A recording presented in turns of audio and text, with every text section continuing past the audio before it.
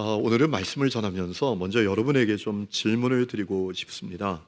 화면을 보시고 제가 드리는 질문에 여러분 마음속으로 한번 답을 해 보시면 좋겠습니다. 작년 6월 달에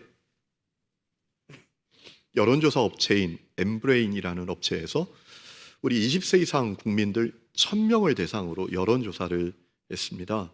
한국의 주요 종교 신자들을 떠올리면 어떤 이미지가 연상되는지 그 답을 구했습니다. 자, 첫 번째 화면을 여러분 보시면 이 종교를 가진 신자들에 대해서는 이런 느낌이 든다, 이런 이미지가 연상이 된다라고 답을 했습니다. 온화하다 40.9%, 따뜻하다 27%, 윤리적이다 23%, 착하다 13%, 절제한다 32%, 고지식하다 12%, 신중하다 13%. 여러분, 어느 종교를 가진 신자들을 이렇게 생각한다고 했을까요? 답을 한번 보여주시죠. 불교 신자입니다. 그 다음에 화면을 한번 보시죠. 자, 이 종교를 가진 신자들에게 이런 이미지가 연상된다라고 대답을 한 겁니다. 온화하다 34%, 따뜻하다 29%, 착하다 18%, 윤리적이다 23%, 깨끗하다 19%, 가족적이다 18%. 어떤 종교일까요? 답을 보시죠. 천주교 신자를 생각하면 그런 이미지가 연상이 된다라고 했습니다. 그 다음을 보시죠. 거리를 두고 싶다 32%, 이중적이다 30%, 이기적이다 27%, 사기꾼 같다 29%, 부패 있다 22%, 배타적이다 23%. 어느 종교 신자들을 가리켜서 이런 이미지가 연상된다고 했을까요? 답을 보여주시죠. 개신교 신자들입니다. 우리들을 볼 때 저 세상에 있는 불신자들이 이런 느낌을 갖고 있다라는 겁니다. 여론조사입니다. 무작위로 1000명, 국민들 1000명에게 조사한 거예요. 여러분, 안타까운 마음이 드시지 않습니까? 어쩌다가 우리 그리스도인들이 이런 평판을 가진 사람들로 전락하고 말았을까? 너무나 안타까운 그런 여론조사입니다. 여러분, 32%에서 21%로 줄었답니다. 이 말이 어떤 사람의 체지방이 그렇게 줄었다, 우리 사회의 범죄율이 그렇게 줄었다라고 하면 너무나 좋은 말일 텐데 안타깝게도 한국교회 신뢰도가 그렇게 줄었다라는 겁니다. 작년 1월 달에 당신은 한국교인들을 신뢰합니까? 라고 물었더니 100명 가운데 30명이 그렇다라고 대답을 했대요. 70명은 교인들 믿을 수 없어, 이렇게 대답을 했다라는 거죠. 그리고 1년이 지나서 올 1월 달에 다시 물었대요. 개신교인들을 신뢰합니까? 라고 물었더니 100명 중에 20명만이 그렇다고 대답을 했다라는 거예요. 여러분, 부인할 수가 없죠. 객관적인 조사니까요. 아니라고도 할 수 없는 거예요. 이게 여론조사 잘못됐다라고도 할 수 없는 거죠. 그런 의미에서 오늘 우리가 읽은 말씀은 참 중요한 말씀이에요. 여러분, 12절에 이렇게 말씀하십니다. 내 형제들아, 무엇보다도 맹세하지 말라라고 했습니다. 이 말씀의 의미는 무엇입니까? 우리가 누군가에게 약속합니다라고 했을 때에 상대방으로부터 맹세합니까? 라는 이야기를 듣지 않는 사람이 되어야 된다라는 겁니다. 우리 존재 자체가 진실인 사람이 되어야 된다라는 겁니다. 만일 여러분이 누군가에게 약속합니다 라고 했는데 그가 여러분에게 정말 맹세해요? 라는 이야기를 듣지 않을 사람이 되어야 된다라는 겁니다. 사실 이 말씀은 우리 예수님께서 벌써 하셨던 적이 있죠. 마태복음 5장 말씀을 보면 예수님께서 이혼의 문제를 다루십니다. 남자들에게 말합니다. 신명기 24장에 있는 말씀대로 이혼 증서를 써주고 아내를 버려선 안 된다. 한 가지만 제외하고, 한 가지 경우만 제외하고. 그 한 가지 경우는 언제입니까? 아내가 성적인 범죄를 저질렀을 때. 그때를 제외하고는 이혼 증서 써주고 아내를 버리면 안 된다라고 말씀을 하셨습니다. 왜 그렇게 말씀하셨을까요? 약속하게 했기 때문이죠.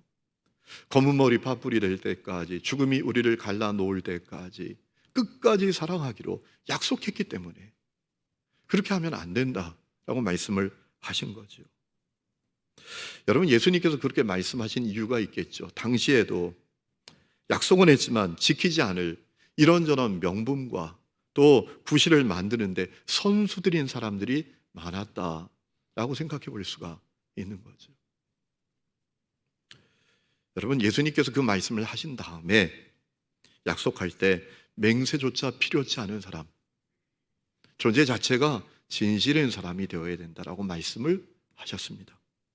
마태복음 5장 33절입니다. 또 옛사람에게 말한 바 헛맹세를 하지 말고 내 맹세한 것을 주께 지키라 하였다는 것을 너희가 들었으나 나는 너희에게 이르노니 도무지 맹세하지 말지니라 라고 하셨습니다.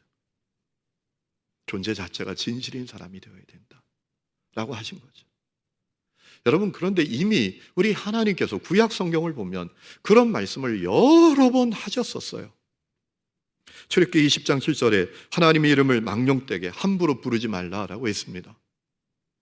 함부로 하나님의 이름을 부르면서 맹세하지 말라라는 거죠. 레위기 19장 12절에 하나님의 이름을 걸고 거짓으로 맹세하여 하나님의 이름을 욕되게 말라라고 했습니다. 민수기 30장 2절에 사람이 하나님께 소원했으면 깨트리지 말고 지키라라고 했습니다.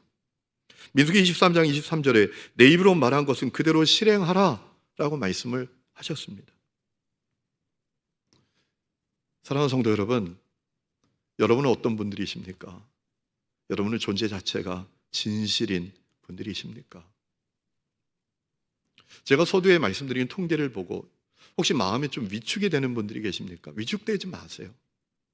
저는 그 통계를 보고 그 여론조사 결과를 보고 마음에 의문이 생겼어요.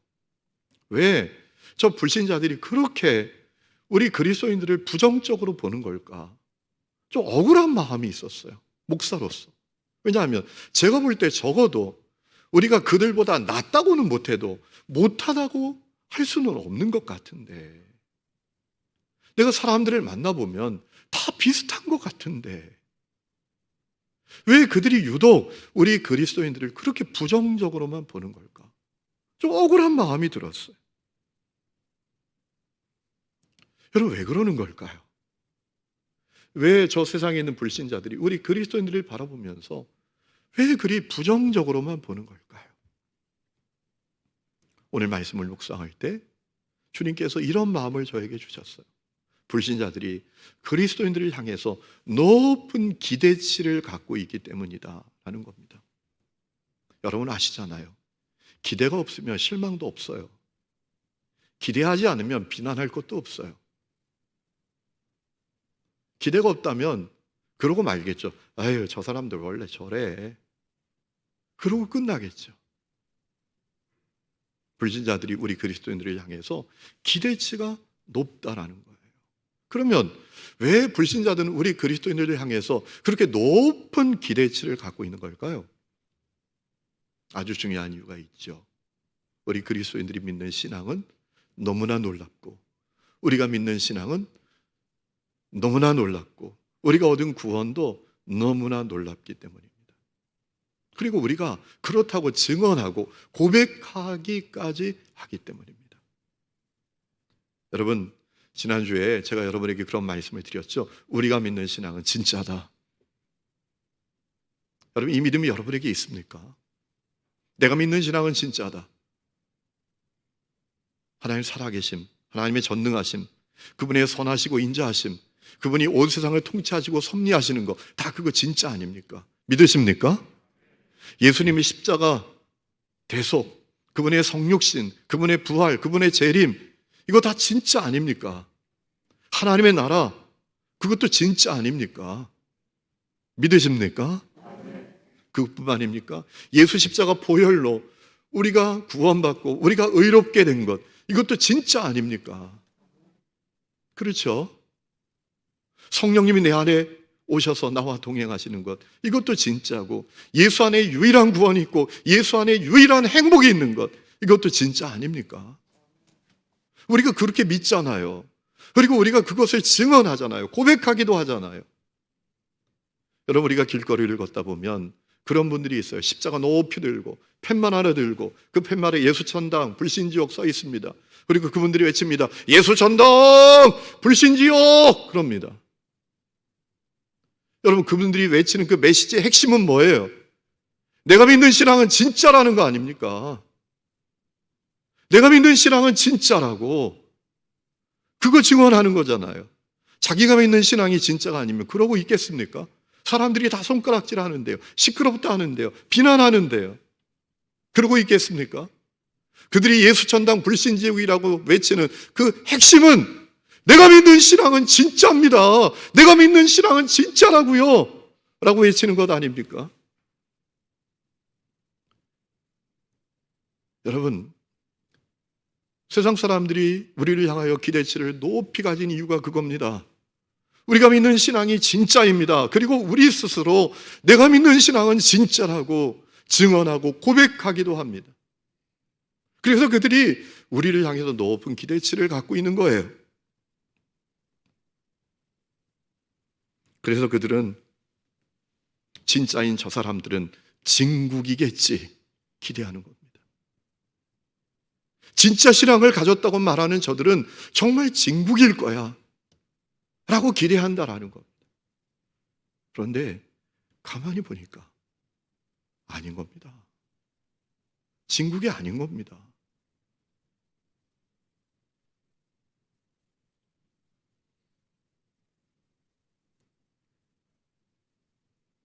영국의 유명한 복음주의 사역자였던 윌리엄 로라는 분이 계십니다. 존 웨슬리 목사님이 그분에게 영향을 많이 받았는데요, 그분이 쓴 책이 하나 있습니다. 경건한 삶을 위하여라는 제목의 책입니다. 그분이 그 책에서 이런 얘기를 하시더라고요. 많은 그리스도인들이 예배가 끝나면 다음에 예배할 때까지 하나님을 의지해서 사는 것도 끝낸다. 많은 그리스도인들이 기도가 끝나면 다음에 기도할 때까지 하나님을 바라보고 사는 것도 끝낸다. 그래서 다른 사람들과 똑같은 욕망, 똑같은 태도를 갖고 살아간다. 그러므로 세상에 비웃음거리가 된다. 이렇게 말했어요. 오늘 우리의 모습이 그와 같지 않을까요? 자, 그렇다면 어떻게 우리는 내 존재 자체가 진실인 사람이 될 수 있을까요? 이 문제 대단히 중요하잖아요. 그 답은 왜 우리가 세상 사람들로부터 비난받는 존재가 되고 말았는지에 대한 답을 얻을 수 있는 것이잖아요. 사실 여러분, 세상 사람들의 기대는 차치하고서라도 우리를 향한 하나님의 계획이 있죠. 우리를 향한 주님의 뜻이 있죠. 무엇입니까? 마태복음 5장에 예수님께서 분명히 말씀하셨죠. 너희는 세상의 빛이라. 너희 빛을 세상에 비춰서 하나님께 영광을 돌리게 하라 라고 했잖아요. 그것이 우리를 향한 주님의 계획이고 우리를 향한 주님의 마음이죠. 그러니까 세상 사람들이 기대는 둘째치고서라도 우리가 존재 자체가 진실인 사람이 되는 것은 대단히 중요한 것이잖아요. 그러면 우리는 어떻게 존재 자체가 진실인 사람이 될 수 있을까? 오늘 말씀을 붙들고 씨름할 때 주님께서 저에게 세 가지를 허락해 주셨어요. 세 가지 생각을 갖게 해주셨어요. 첫 번째는 예수 잘 믿는 사람이 되어야 된다는 겁니다. 내가 존재 자체가 진실인 사람이 되기 위해서 내가 예수 잘 믿는 사람이 되어야 합니다. 예전에 유기성 목사님 부친 장례식장에 갔다가 높은 듯 승익교회를 섬기시고 은퇴하신 김동호 목사님을 제가 만난 적이 있습니다. 어떻게 하다 보니까 같은 상에 앉아서 식사를 하게 됐는데 그분이 그런 얘기를 하시더라고요. 자기는 유기성 목사님 잘 몰랐대요. 그런데 어느 집회에서, 목사님들 집회에서 유기성 목사님 말씀을 듣다가 정신이 번쩍 났답니다. 큰 은혜를 받았답니다. 그날 유 목사님이 전하신 메시지의 핵심은 이거였답니다. 목사님들 예수 잘 믿으세요. 목사님들 예수 잘 믿으세요. 정신이 번쩍 났답니다. 내가 다 예수를 말하는데 나는 정말 예수를 잘 믿고 있는가? 그 질문 앞에 서게 되셨다라고 하시더라고요. 여러분은 예수님 잘 믿으십니까? 여러분, 예수님을 잘 믿는 게 뭡니까? 간단합니다. 예수님 정말 믿는 겁니다. 예수님의 존재, 예수님의 사역, 그리고 그 예수님으로 인해서 우리에게 주어진 선물, 그것을 정말 믿는 겁니다. 여러분, 우리 예수님 우리에게 얼마나 놀라운 선물을 주셨습니까? 의롭게 됨이라는 선물을 주셨잖아요. 우리가 죄인입니다. 할 수 없는 죄인입니다. 죄와 저주 가운데 살다가, 고통 가운데 살다가 죽고 영원한 심판, 멸망에 처할 수밖에 없는 존재들이었습니다. 그런데 그 정말 죄인 중에 괴수와 같은 나를 위해서 예수님이 이 땅에 오시고 십자가 매달려 피 흘려 죽으셨습니다. 죄는 내가 졌는데 죄값은 예수님께서 이 십자가 매달려 다 치르셨습니다. 그리고 우리를 의롭게 하셨습니다. 우리가 하나님의 심판대 앞에서도 당당하게 설 수 있는 의로움을 우리에게 주셨습니다. 이거 얼마나 놀라운 은혜입니까? 이것을 정말 믿는 것이 예수 잘 믿는 것입니다. 여러분, 로마서 8장 1절에 그러므로 이제 그리스도 예수 안에 있는 자에게 결코 정죄함이 없다라고 하셨잖아요. 이사야 1장 18절에 너희 죄가 주홍 같을지라도 눈과 같이 이어질 것이고 진홍같이 붉을지라도 양털같이 이게 될 것이다라고 하셨잖아요. 무엇 때문에? 예수 십자가 보혈 때문에. 얼마나 놀라운 은혜입니까? 그것을 정말 믿는 거죠. 여러분, 그렇게 되면 어떻게 될까요? 죄가 싫어지는 겁니다. 죄를 피하게 되는 겁니다. 존재 자체가 진실인 사람이 되고 싶은 열망을 갖게 되는 겁니다. 여러분, 예수를 믿음으로 우리에게 주어진 놀라운 선물이 있죠. 성령님이 우리 속에 오시는 것이죠. 예수님께서 공생애를 보내실 때 제자들에게 말씀하셨습니다. 내가 너희를 떠난다. 그런데 너희들 걱정할 것 없다. 하나님께서 보혜사 성령을 보내주실 것이다. 세상 사람들은 그 보혜사 성령을 못 받아도 너희들은 받는다 라고 말씀을 하셨잖아요. 요한복음 14장 16절 이런 말씀이 있죠. 그가 또 다른 보혜사를 너에게 주사 영원토록 너희와 함께 있게 하리니 그는 진리의 영이라. 세상은 능히 그를 받지 못하나니 이는 그를 보지도 못하고 알지도 못함이라. 그러나 너희는 그를 아나니 그는 너희와 함께 거하시며 또 너희 속에 계시겠습니다. 그리고 바로 이어서 놀라운 말씀을 하셨는데 이렇게 말씀하셨어요. 내가 너희를 고아와 같이 버려두지 아니하고 너희에게로 오리라. 이 말씀의 의미는 뭡니까?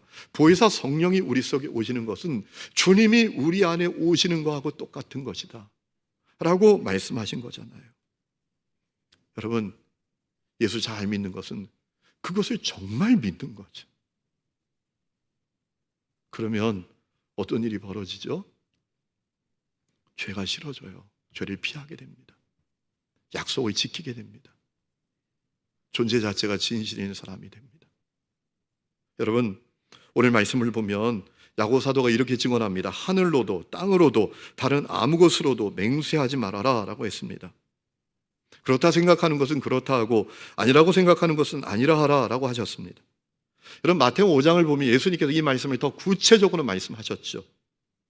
어떻게 말씀하셨습니까? 하늘로 맹세하지 말 것은 하늘이 하나님의 보좌이기 때문이고 땅으로도 맹세하지 말 것은 땅이 하나님의 발등상, 하나님의 발판이기 때문이고 예루살렘으로도 말 것은 예루살렘이 하나님의 성이기 때문이고 머리로도 말 것은 우리의 머리카락 하나 검고 희는 것도 내가 하는 것이 아니라 하나님의 주권하에 있는 것이기 때문이다. 이렇게 말씀하셨어요. 이 말씀의 핵심은 무엇입니까? 다 하나님 앞이다라는 거예요. 우리가 다 하나님 앞에 있는 거다라는 거예요. 이 세상에 하나님을 피할 수 있는 곳, 하나님 안 계신 곳은 없다라는 거예요. 너가 맹세하는 그 자리가 하나님 앞에서 하는 거다라는 거예요. 다 하나님 앞이다. 이 세상에 하나님 안 계신 곳 없다. 하나님을 피할 수 있는 곳도 없다 라고 하신 말씀이잖아요. 여러분, 그렇다면 예수님이 성령님으로 내 속에 오신 것은 이건 더 충격적인 거예요. 우리가 다 하나님 앞에 있는 정도가 아니라 주님이 내 안에 계신대요. 하나님 안 계신 데 없는 것, 하나님 피할 수 없는 것 정도가 아니라 하나님의 아예, 주님이 내 안에 아예 와서 계신단 말이에요. 이건 정말 놀라운 거죠. 정말 충격적인 거죠. 여러분, 예수님을 잘 믿는 것은 그것을 정말 믿는 겁니다. 그러면 존재 자체가 진실인 사람이 되는 것은 너무나 자연스러운 것 아니겠습니까?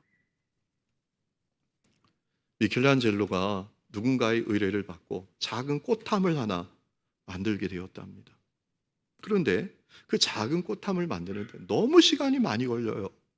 그 친구가 미켈란젤로를 나무랐답니다. 야, 그 조그만 꽃탑 하나 만드는데 뭐 그리 애를 쓰냐? 뭐 그리 시간이 많이 걸리냐? 라고 했더니 미켈란젤로가 그렇게 대답을 했다고 합니다. 나사렛의 목수가 무엇이나 허술하게 만들었겠냐? 의미 있는 대답이죠. 그에겐 어떤 것도 소홀할 게 없었어요. 여러분, 예수 잘 믿어야 합니다. 그렇지 않으면 얼마든지 교회는 다녀도 불신자와 다름없이 살아갈 수 있습니다. 주님을 그저 자기의 필요나 유익을 위해서 이용하는 사람이 될 수밖에 없습니다. 회개의 눈물마저 악어의 눈물과 같은 가짜 눈물로 만들 수도 있는 것입니다. 두 번째는 내 삶이 전적으로 하나님께 달려있다라는 사실을 믿어야 합니다. 여러분, 사람이 왜 거짓말하죠? 왜 약속을 깨트리죠? 이중적으로 행동하죠? 자기 이익과 유익을 위해서 아닙니까? 자신이 탐욕하는 바를 쟁취하기 위해서 아닙니까? 그래서 잘못된 수단과 방법도 정당화합니다. 얕은 꾀, 잔머리, 이기적인 행동을 동원하며 살아갑니다. 성도 여러분, 십자가 복음으로 구원받은 우리들이 가져야 될 확신이 있습니다. 한번 따라해 보실까요? 나는 보화가 아니다. 다시 한번 따라할까요? 나는 보화가 아니다. 이 확신 가지셔야 합니다. 우리 하나님의 자녀입니다. 하나님의 딸과 아들들입니다. 하나님이 책임지십니다. 하나님이 인도하십니다. 이 믿음이 있어야 합니다. 그래야 존재 자체가 진실인 사람이 될 수 있습니다. 여러분, 예수님께서 마태복음 6장에서 하신 말씀을 기억해 보세요. 예수님께서 너희들을 위해서 어떤 것도 염려하지 말라라고 하셨잖아요. 무엇을 먹을까 마실까 입을까 그것도 염려하지 말아라. 생각해봐라. 하늘에 날아가는 새도, 들의 백합화도, 심지어 들풀도 하나님이 다 돌보신다. 하물며 너일까 보냐. 하물며 너일까 보냐. 그러니 오히려 그의 나라와 그의 의를 구하라. 그리하면 모든 것을 너희에게 도와줄 것이다. 라고까지 하셨지 않습니까? 여러분, 나를 책임지시는 분은 하나님이시다. 하나님이 나를 돌보시고 인도하신다. 이걸 우리가 분명히 믿어야 합니다. 내 삶은 전적으로 하나님께 달려있다. 이거 믿어야 합니다. 그러면 존재 자체가 진실인 사람이 될 수 있습니다. 더 나아가서도 거룩한 자존감도 갖게 됩니다. 사람 앞에서, 탐욕 앞에서 비굴해지지 않습니다. 존재 자체가 진실인 사람이 되는 것입니다. 제가 예전에 제 후배 목사님을 만났어요. 제가 그 후배 목사님에 대해서 놀라운 소식을 들었거든요. 규모가 있는 교회 부목사로 일했습니다. 어느 교회에서 그 교회 담임 목사님을 찾아왔습니다. 목사님, 부목사님들 가운데 좋은 분을 우리 교회 담임 목사님으로 보내주세요. 목사님들 순서로 따지면 제가 만난 그 후배 목사님이 가야 되는 거예요. 근데 이 목사님은 담임 목사님을 찾아가서 목사님, 저 말고 누구 보내주세요 라고 했대요. 제가 그 얘기를 들었거든요. 아니, 왜 그랬어? 왜 그랬어? 그랬더니 한마디 하더라고요. 형님, 목사가 하나님이 책임져 주시는 거 믿고 살아야 되잖아요. 목회 1년, 2년 할 게 아니라 목회 평생 할 건데 목사가 하나님이 내 길을 인도하신다, 나를 책임져 주신다라는 확신 없이 어떻게 목회를 합니까? 제가 아무 말도 못했어요. 후배지만 존경하게 됐어요. 백악관 집무실을 기도실로 만든 대통령, 미국의 대통령이 있죠. 링컨이라는 분입니다. 이분이 20살 때 상점 점원을 했답니다. 오후에 계산을 하니까 돈이 남아요. 물건 판 거하고 안 맞아요. 3센트가 남아요. 이게 왜 남지 고민하다 보니까 오전에 어떤 여성이 물건을 사러 왔다가 8달러를 주고 가야 되는데 8달러 3센트를 주고 간 거예요. 그래서 가게 문을 닫고 그 집에 뛰쳐간 겁니다. 3센트를 갖고 왔어요. 돌려주고 왔어요. 어느 날은 어떤 부인에게 이 마시는 차를 팔았습니다. 그런데 차를 팔고 나 보니까 정량보다 더 적게 준 사실을 알게 됐습니다. 그 여성이 사는 집은 그 상점으로부터 8km나 떨어져 있어요. 그런데 이 링컨이 8km를 땀을 빨뻘 흘리면서 달려가서 정량 채워주지 못한 그 차를 전달하고 왔대요. 여러분, 링컨에게 믿음이 있는 거죠. 내 삶은 하나님께 달려있다. 내 삶은 하나님이 책임져 주신다. 이 믿음이 있었던 거죠. 그래서 존재 자체가 진실인 사람이 된 거죠. 그런 링컨을 하나님은 세계 최강대국의 가장 존경받는 대통령으로 세워주시지 않았습니까? 마지막 세 번째는 내가 약하기 그지없는 존재라는 사실을 인정하고 날마다 은혜를 구하고 성령 충만함을 구해야 합니다. 저는 이런 생각이 들었습니다. 정말 엉터리 같은 그리스도인이 아니고서 온통 거짓과 위선으로 살고 싶은 사람이 어디 있겠나? 그렇죠. 다 존귀한 그리스도인, 다 존재 자체가 진실인 그리스도인이 되고 싶지 않겠나? 아마 여러분들 다 그러실 것 같아요. 그런데 문제는 그것이 실천이 참 어려워요. 그것을 실행하는 것이 참 마음대로 안 됩니다. 왜 그러죠? 우리가 연약하기 그지없는 존재이기 때문이죠. 두려움의 상황, 유혹의 상황, 위기가 닥친 상황이 되면 여지없이 흔들리고 무너져 버려요. 우리가 연약하기 때문에. 아브라함이 그 좋은 예죠. 아브라함이 자기 아내 사라와 그랄 땅에 갔습니다. 여러분, 사라가 얼마나 미인이었으면 만나는 남자마다 다 탐을 내요. 그래서 아비멜렉이 아브라함에게 물었어요. 어떤 관계냐고 둘이. 아마 탐나니까 그렇게 물었겠죠. 그때 아브라함이 당황했고 두려움 마음을 갖게 됐던 것 같아요. 사라를 내 아내라고 말했다가 나는 죽고 말지. 그런 마음이 들었던 것 같아요. 그래서 뭐라 합니까? 내 누이입니다. 내 누이예요. 라고 했어요. 여러분, 아브라함이 거짓말한 거 아니거든요. 아브라함이 말한 이야기가 거짓말이 아니라 사실입니다. 여러분, 창세기 20장 12절 말씀을 보니까 사라는 아브라함의 이복 누이가 맞습니다. 그런데 그는 사실을 말하기는 했지만 진실을 말하지는 않았죠. 진실은 아내였잖아요.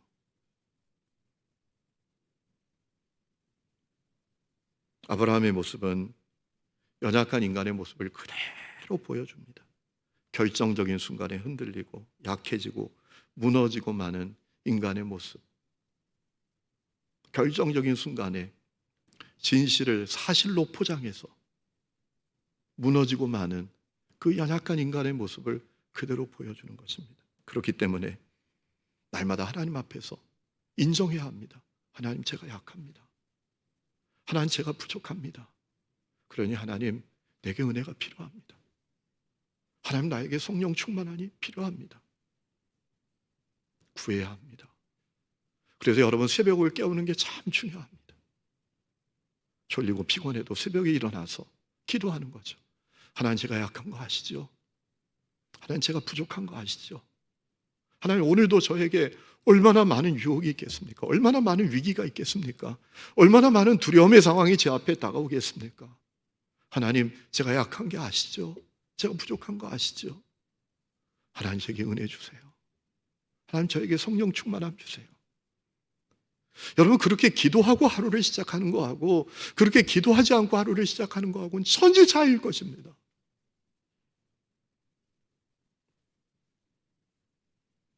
여러분, 우리 약합니다. 그래서 날마다 주님의 은혜를 구하고 성령 충만함을 구해야 합니다.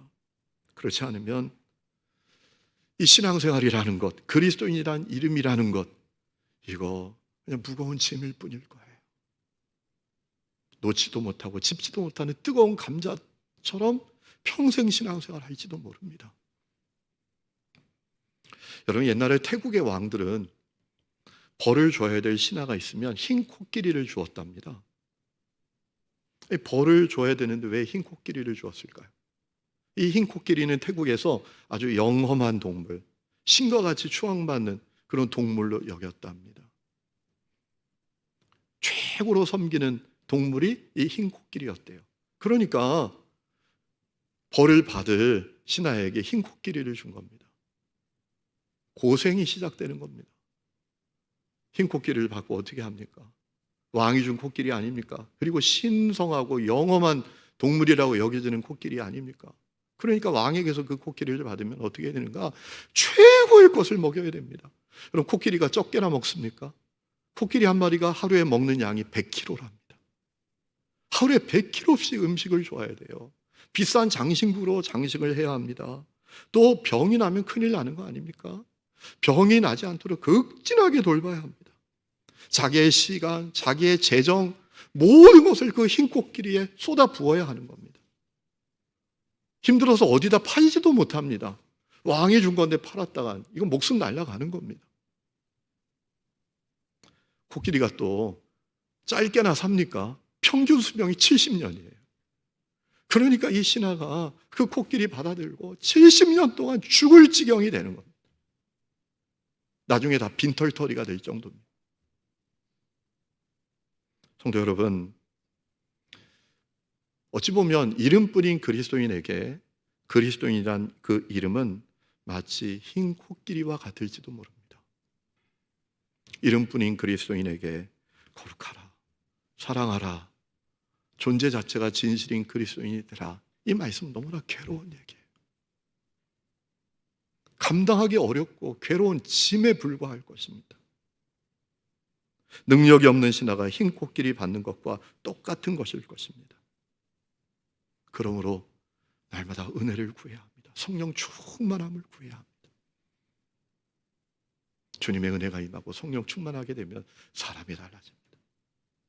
예수님의 제자들 생각해 보세요. 베드로와 요한이 사도행전 4장에 보면 가서 전도합니다. 체포됩니다. 협박을 받습니다. 다시는 예수의 이름을 가르치지도 말고 전하지도 말라. 그러지 않으면 죽는 겁니다. 여러분, 베드로와 요한이 어떻게 반응합니까? 죽는 게 장난입니까? 그들이 얼마나 두려움이 많았습니까? 예수님 십자가에 매달려 있었을 때 다 도망쳤잖아요. 어떤 제자는 옷을 다 벗고 도망칠 정도였잖아요. 그런 두려움이 있지 않았겠습니까? 이 위협에 저항하면, 맞서면 예수님처럼 십자가에 매달려 죽을지도 모른다. 이런 두려움이 있지 않았겠습니까? 그런데 베드로 요한이 어떻게 하죠? 우리는 보고 들은 것을 말하지 않을 수 없노라. 우리는 보고 들은 것을 전하지 않을 수 없노라. 죽어도 괜찮아. 여러분, 이 고백을 하게 됐던 겁니다. 그 이유는 무엇입니까? 그들이 은혜 충만, 성령 충만함을 받았어요.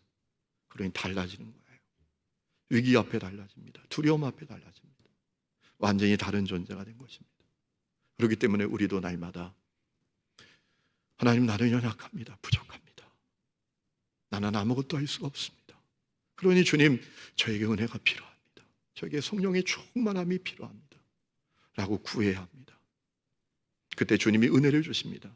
충만함을 주십니다. 그리고 어디서 생겨난 믿음인지, 어디서 생겨난 능력인지, 어디서 생겨난 용기인지 그것이 우리 안에 충만해집니다.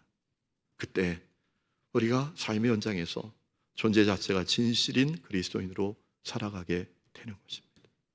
오늘 이 은혜가 여러분 모두에게 있기를 주의 이름으로 축원합니다.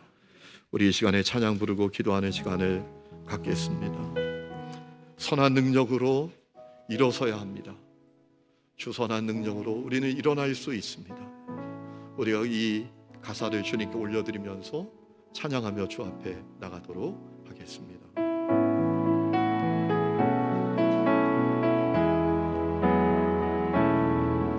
주 선한 능력으로 안으시네. 그 크신 팔로 날 붙드시네. 절망 속에도 흔들리지 않고 사랑하는 주 얼굴 구하리. 선한 능력으로 일어서리. 주만 의지하리. 믿음으로 우리 고대 안에 주오시구나.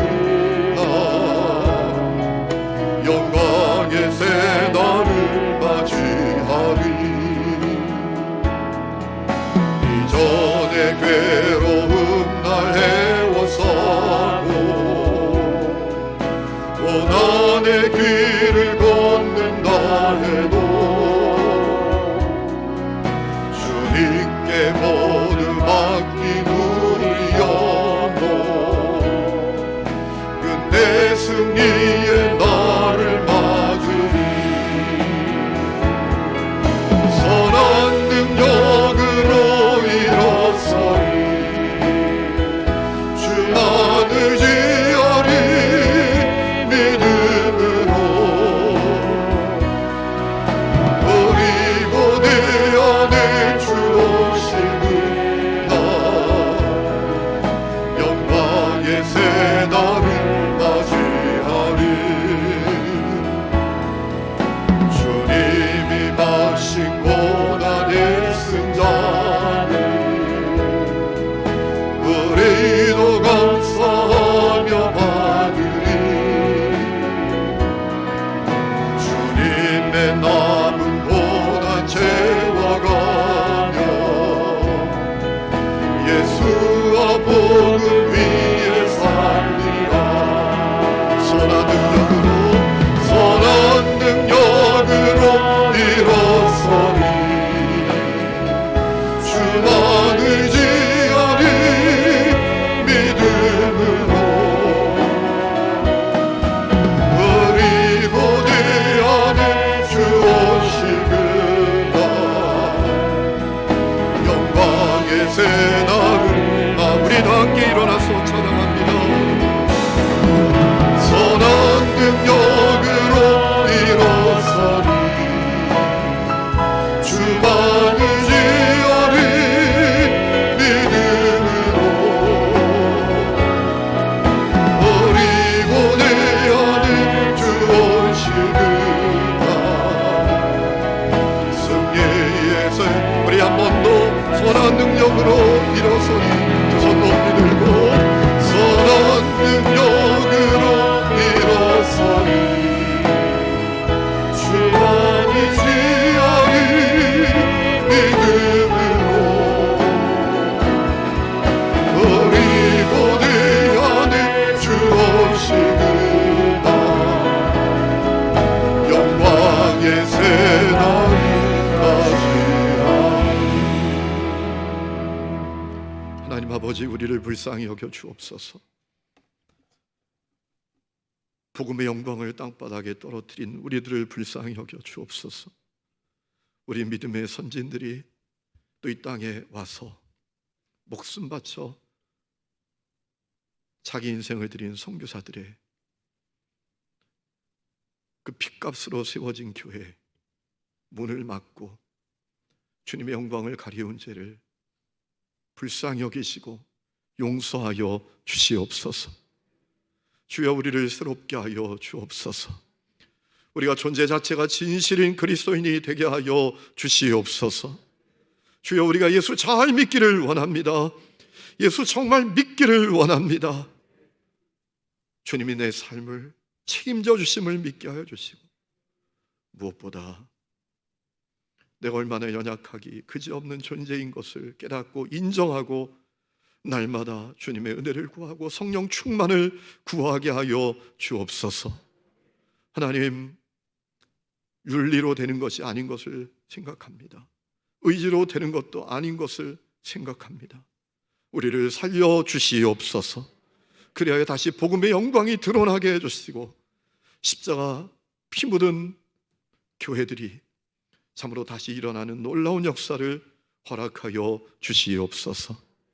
이제는 우리 주 예수 그리스도의 은혜와 하나님 아버지의 놀라운 사랑과 성령의 내주 동행하심이 예배하는 하늘음의 모든 성도들과 그 삶의 모든 부분들 위에 지금부터 영원토록 함께 계시기를 간절히 축원하옵나이다. 아멘.